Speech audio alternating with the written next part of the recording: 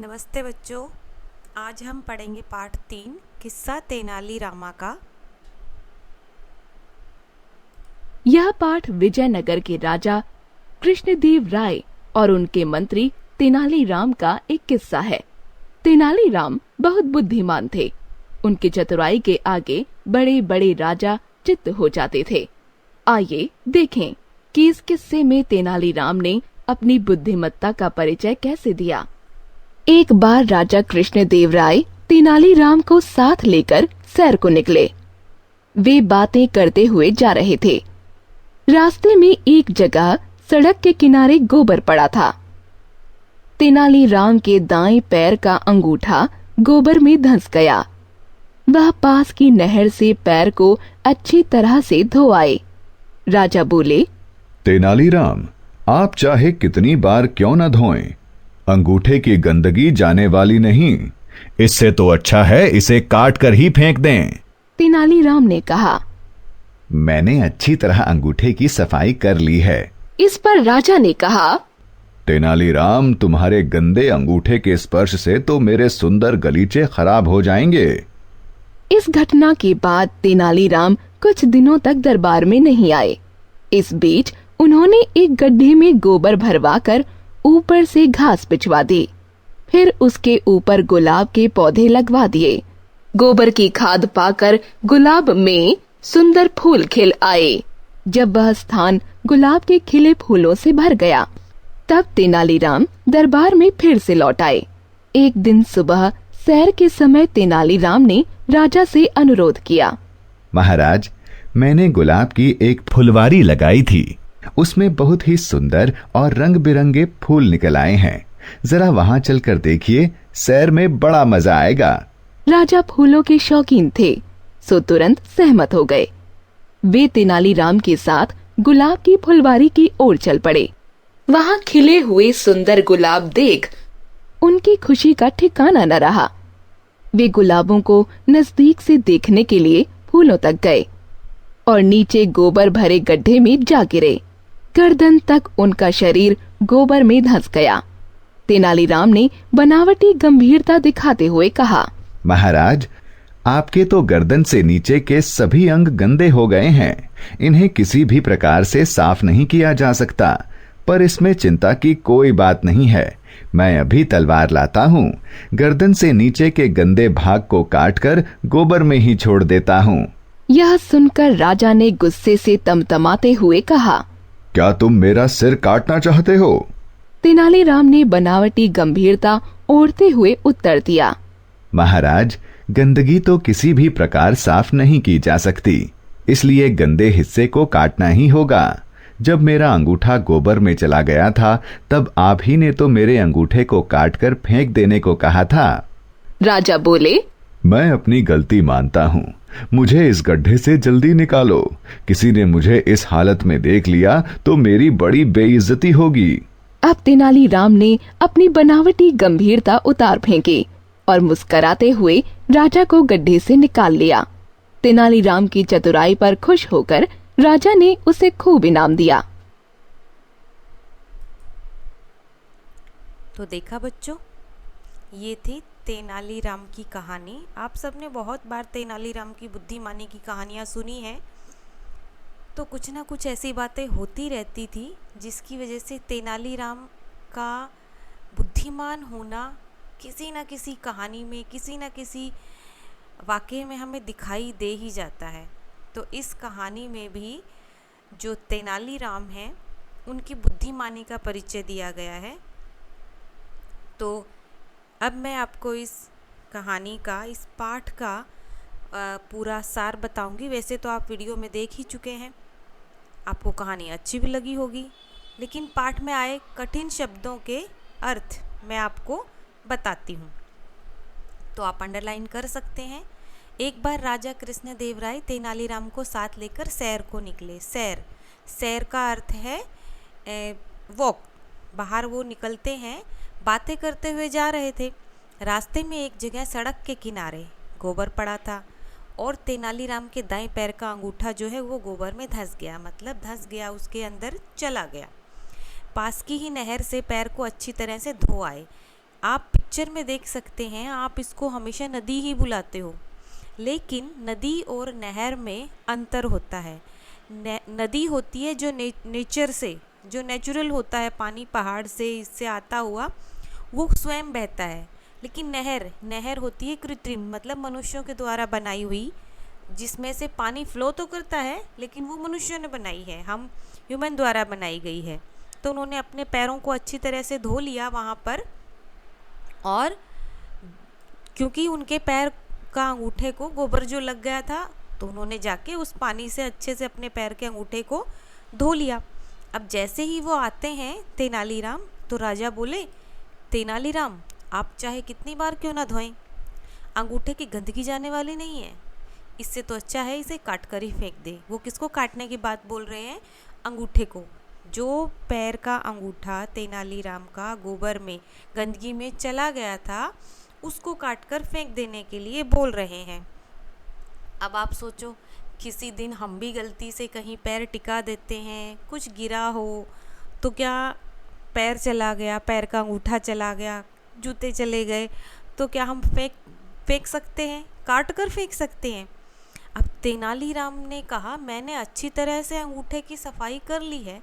इस पर राजा ने कहा, तेनालीराम तुम्हारे गंदे अंगूठे के स्पर्श से, स्पर्श यानी कि जो अंगूठा है उसका टच, स्पर्श करना यानी टच करना, उससे तो मेरे सुंदर गलीचा यानी कि कारपेट खराब हो जाएंगे।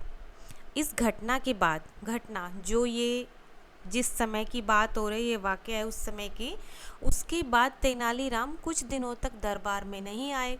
वो कुछ ना कुछ तो तिकड़म कर ही रहे होंगे। इसी बीच उन्होंने एक गड्ढे में गोबर भरवा कर ऊपर से घास बिछवा दी। अब ये उन्होंने एक प्लान बनाया, ये उन्होंने उपाय सोचा कि किस तरह से वो राजा को समझाएं कि उन्होंने जो कहा था वो कितना ठीक या गलत था। तो अभी बिना उदाहरण के, बिना किसी उसके, तो तेनालीराम समझाने से रहे, तो वो प्रैक्टिकल ही बता देते थे। तो उन्होंने क्या किया कि गड्ढे में गोबर भरवा कर ऊपर से घास बिछवा दी, फिर उसके ऊपर गुलाब के पौधे भी लगवा दिए, और गोबर की खाद पाकर गुलाब में सुंदर सुंदर फूल भी खिल गए। और जब वह स्थान, जो जिस जगह पर, जिस गड्ढे में उन्होंने किया था, पूरा भर गया गुलाब के फूलों से, तब तेनालीराम वापस लौटते हैं दरबार में। ये तब तक नहीं आए जब तक उन्होंने ये चीज़ सोची, उसको प्रैक्टिकल करने की, किस तरह से उन्होंने किया, ये सब उन्होंने किया। अब लौट आते हैं। एक दिन सुबह सैर के समय तेनालीराम ने राजा से अनुरोध किया। अनुरोध करना यानी कि एक तरह से प्रार्थना करना कि महाराज, मैंने गुलाब की एक फुलवारी लगाई थी। फुलवारी यानी कि एक गार्डन, एक बगीचा लगवाया था, उसमें बहुत ही सुंदर और रंग बिरंगे फूल निकल आए हैं, तो ज़रा वहाँ चलकर देखिए, सैर में बड़ा मज़ा आएगा। तो उन्होंने उसको मना लिया। राजा फूलों के शौकीन थे, मतलब उनको तरह तरह के रंग बिरंगे फूल देखना, फूल रखना, फूलों की क्यारी बनवाना उनको शौक था। ये वो तुरंत सहमत हो गए। सहमत हो जाना यानी कि एकदम एग्री हो जाना कि चलो मैं तुम्हारे साथ चलता हूँ, ठीक है। वे तेनालीराम के साथ गुलाब की फुलवारी की ओर चल पड़े। वहाँ पर खिले हुए सुंदर गुलाब देख उनकी खुशी का तो ठिकाना ही नहीं रहा। खुशी का ठिकाना ना रहना एक तरह से मुहावरा बन जाता है, मतलब वो बेहद खुश हैं। क्यों? क्योंकि उनको तो फूलवारी का, गुलाब का, फूलों का उनको शौक रहा है, फूलों का, तो वो इतना सारा गुलाब देखे उन्होंने तो एकदम खुश हो गए। वे गुलाबों को नज़दीक से देखने के लिए फूलों तक गए और नीचे गोबर भरे गड्ढे में जा गिरे। अब सारे गुलाब, जो क्यारी लगी थी फूलों की, वो गड्ढे के ऊपर था और वो उसमें धंस गए। गर्दन तक उनका शरीर, जो पूरा उनका बॉडी था, वो गर्दन तक वो नीचे धंस गया उस गड्ढे के अंदर जिसके ऊपर ये गुलाब लगे हुए थे। ये तो तेनालीराम ने चालाकी तो की ही थी ना, कि कैसे उनको प्रैक्टिकली समझाया जाए। तेनालीराम ने बनावटी गंभीरता दिखाते हुए कहा। गंभीरता मतलब एकदम सीरियस हो गए, उन्होंने ऐसे मजाक में हंसना या वो नहीं किया। उन्होंने एकदम सीरियस अपना चेहरा बना लिया और बनावटी था, मतलब वो सच में ऐसा नहीं कर रहे थे, उन्होंने ऐसा नाटक किया कि ये ऐसा मैं बिल्कुल सीरियस हूँ। महाराज, आपके तो गर्दन से नीचे के सभी अंग गंदे हो गए हैं। अंग यानी बॉडी के पार्ट्स जो हैं, वो जो नेक के नीचे तक हैं, गर्दन से नीचे, वो गंदे हो गए हैं। इन्हें किसी भी प्रकार से साफ नहीं किया जा सकता, पर इसमें चिंता की कोई बात नहीं है। मैं अभी तलवार लाता हूँ, गर्दन से नीचे के गंदे भाग को काट कर गोबर में ही छोड़ देता हूँ। अब ऐसा हो सकता है क्या कि गर्दन काट दे और आदमी जीवित बच जाए? तो उन्होंने ये उनको सबक सिखाने के लिए या समझाने के लिए ऐसा उन्होंने बोला।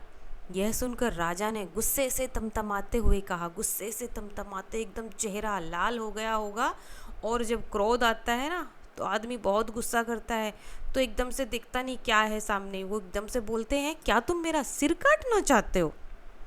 तेनालीराम ने बनावटी गंभीरता ओढ़ते हुए उत्तर दिया। अब ये बनावटी गंभीरता यानी जो टेम्परेरी सीरियसनेस थी, वो कोई चद्दर नहीं है कि उन्होंने ओढ़ लिया, लेकिन इसका अर्थ है कि ओढ़ते हुए यानी कि एज इट इज़ ही वो रहे, यानी वो एकदम गंभीर बने रहे, सीरियस बने रहे, उसी अंदाज में उन्होंने उत्तर दिया। उत्तर मतलब आंसर किया, महाराज, गंदगी तो किसी भी प्रकार साफ नहीं की जा सकती, इसलिए गंदे हिस्से को काटना ही होगा। हिस्सा यानी कि पार्ट, जितना भी पार्ट आपका गंदगी में चला गया, जो गंदा हो गया, वो तो साफ हो ही नहीं सकता। इसलिए सबसे अच्छा तो यही है कि उसको काट ही दिया जाए। जब मेरा अंगूठा गोबर में चला गया था, तब आप ही ने तो मेरे अंगूठे को काट कर फेंक देने को कहा था। अब ये बात उन्होंने इतने दिन के बाद उसको राजा को याद दिलवाया कि ऐसा आपने ही तो कहा था, मैं थोड़ी कह रहा हूँ। राजा बोले, मैं अपनी गलती मानता हूँ, मुझे इस गड्ढे से जल्दी से निकालो। किसी ने मुझे इस हालत में देख लिया तो मेरी बड़ी बेइज्जती होगी। बेइज्जती होना यानी कि बहुत ही इंसल्ट हो जाना कि देखो राजा जो है वो गोबर के गड्ढे में पड़े हुए हैं, ये तो बड़ा गलत हो जाएगा। और किसी ने देख लिया तो सब हंसेंगे कि राजा देखो कितने गंदे हो गए हैं, कहाँ गिर गए हैं।